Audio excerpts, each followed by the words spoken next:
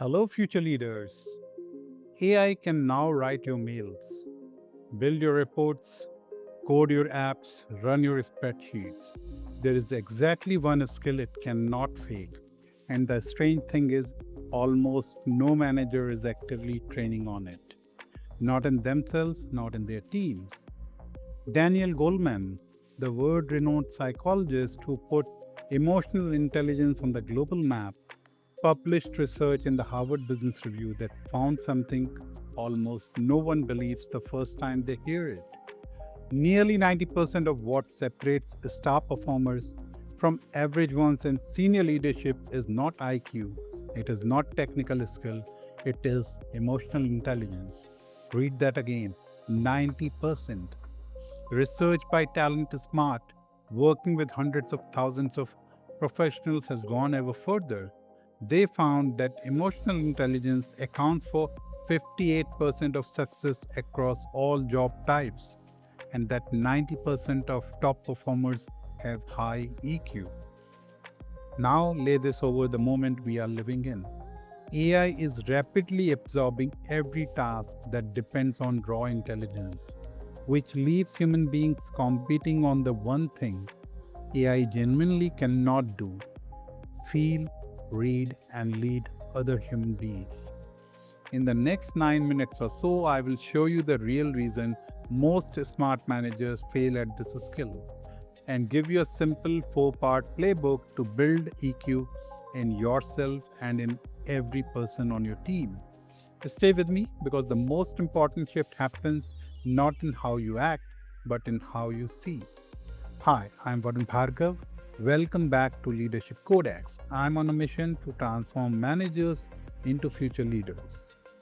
Let's get clear on what emotional intelligence actually is.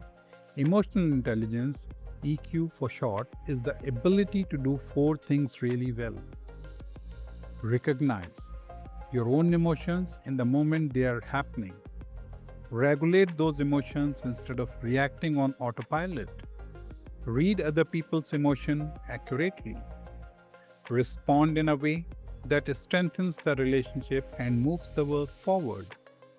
4 R's: recognize, regulate, read, respond. It is not about being soft, it is not about being nice, it is not about avoiding conflict. It is the operational skill of leading human beings, who are by definition emotional creatures. And here is why smart, talented, ambitious managers fail at this, even though they would never admit it. Because they were trained all their lives that their brain was their weapon. They got top grades, they aced interviews, they got promoted because they were the smartest person in the room. And then they became managers, and suddenly the very skills that got them there, analysis, logic, technical brilliance, stopped being enough. Because now success no longer depends on what they know, it depends on what they sense. And nobody trained them for that. Comment missed it if you have ever walked out of a meeting realizing too late that you completely missed what someone on your team was actually feeling. Be honest, most of us have. I want to tell you a story that, in my opinion, is one of the most powerful business stories of the modern era. In 2006, Ford Motor Company was in trouble. The company has just lost $12.6 billion in a single year, the worst loss in its history. Divisions don't talk to each other, telling the truth gets you punished. Into this walks a new CEO, an outsider from Boeing named Alan Mulally, who had never built a car. Now, Mulally was not the obvious choice. He knew airplanes, not automobiles. Almost everyone in Detroit expected him to fail. But he had something the previous leadership did not, and it showed up in his very first weekly meeting. Every week, Mulally asked his top executives to rate their part of the business, and they have to rate it like green for on track, yellow for a concern, red for a real problem. Week after week, in a company hemorrhaging billions of dollars, every single chart came back green. Mulally finally stopped the meeting and asked the room, point blank, "We are losing billions of dollars. Is everything really going great?" There was a pin drop silence. The next week, one executive, Mark Fields, running Ford's biggest region, had a launch in trouble. A grinding noise in the new SUV's suspension, marking it red, could end his career. He marked it red anyway. The room went quiet, bracing for the explosion. Mulally started clapping. He thanked Fields in front of everyone for making the problem visible, then asked who can help Mark with this. Hands went up across the table. That single moment, rewarding honesty instead of punishing it, taught the whole company the truth was safe to tell. And when the walls of fear came down, so did the walls between departments. And the results? Within months, Mulally mortgaged nearly every asset Ford owned, factories, patents, even the Blue Oval logo, to raise $23.6 billion in cash, just in case. 2 years later, the 2008 financial crisis hit. GM and Chrysler collapsed into bankruptcy and government bailouts. Ford did not take a single dollar of bailout money. By 2010, Ford posted its best profit in over a decade. Its stock, which had fallen below $2 a share, climbed more than 1,000% in the years that followed. A historic turnaround, driven not by a new product, not by a new strategy, but by one leader who understood deeply that emotional intelligence is not a soft skill. It is the source of every hard outcome that matters. Let me introduce you to the 4-part practical playbook for building emotional intelligence. Apply them to yourself first, then teach them to your team. Part 1. Build self-awareness with 6-second pause. EQ starts with one skill that's harder than it sounds: noticing what you are feeling while you are feeling. Most of us are emotionally reactive. Something happens, we respond. We never pause in between to ask, what am I actually feeling right now? Neuroscientists have found that a spike of strong emotion in the brain lasts about 6 seconds before reason can fully engage. If you can catch yourself in those 6 seconds and just name what you are feeling, whether it is frustrated, dismissed, anxious, threatened, you have just regained control over your next move. Next time you feel a flash of anger or defensiveness in a meeting, try this before you speak. Take a slow breath, name the emotion to yourself, then choose your response. 6 seconds. That's the difference between a manager who reacts and one who leads. Part 2. Build empathy with the listening test. This is the most important EQ skill and one almost every manager thinks they are better at than they actually are. Empathy, the ability to actually sense what another person is feeling and to make them feel understood. Here is a brutal test you can run on yourself this week.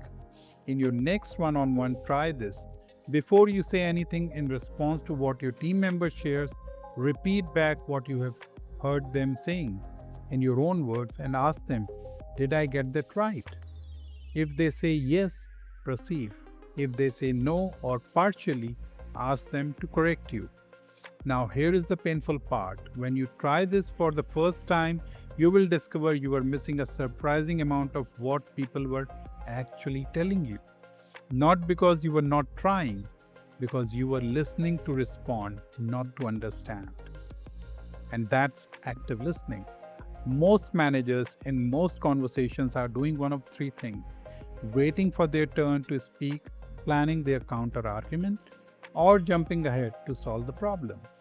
Empathy demands you stop doing all three. Just hear them fully and reflect it back. Do this for 30 days. Watch how your team's trust in you quietly transforms.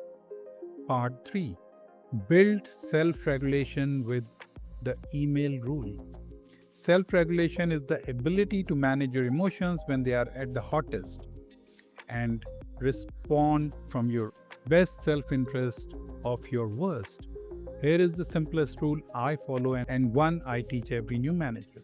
If you find yourself about to write an angry mail, an angry message, or angry feedback, write it. Get it all out, then save it as a draft, and do not send it for 24 hours. I cannot tell you how many career defining mistakes I have personally saved myself from with this single rule. Because 9 times out of 10, when you read your own angry email, the next morning you will be deeply grateful you didn't send it. The thing that feels most urgent almost always is the one thing you will most regret. Part 4. Build social skills with the curious question.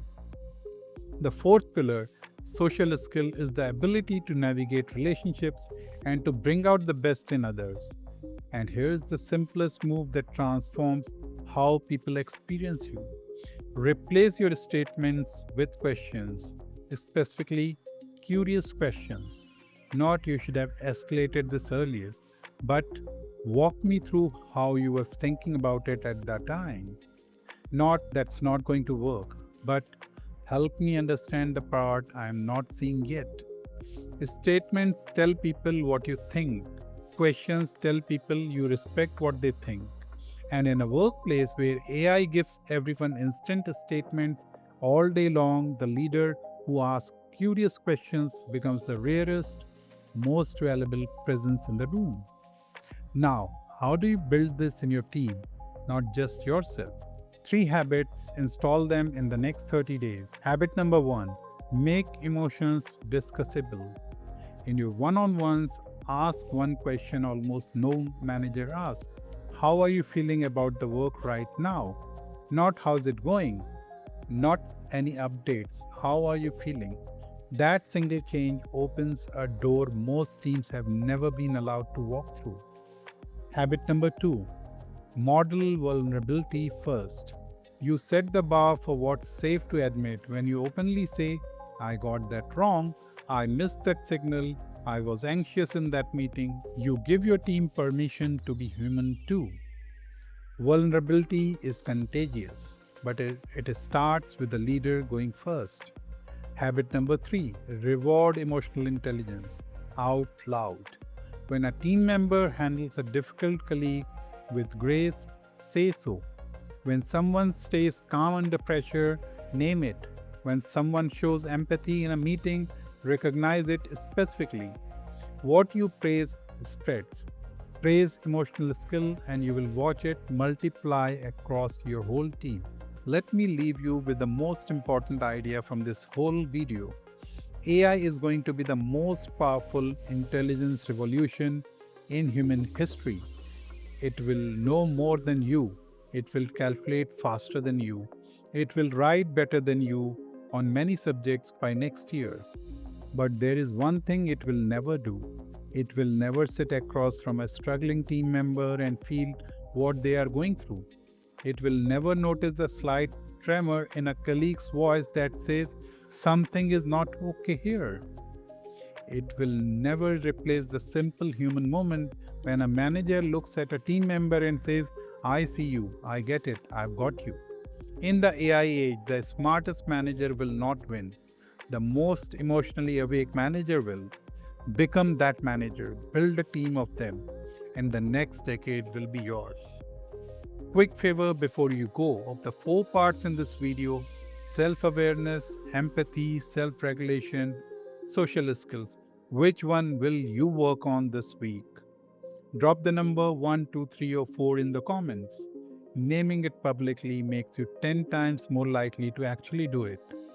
And if this video genuinely moved you, hit subscribe button. Share it with one manager who needs to hear it. Because emotional intelligence in the age of AI is no longer a soft skill. It is the hardest currency you will ever earn. I'm Varun Bhargava, signing off for now at Leadership Codex. Leadership truly matters. I will see you in the next one. Till then, stay healthy and be happy.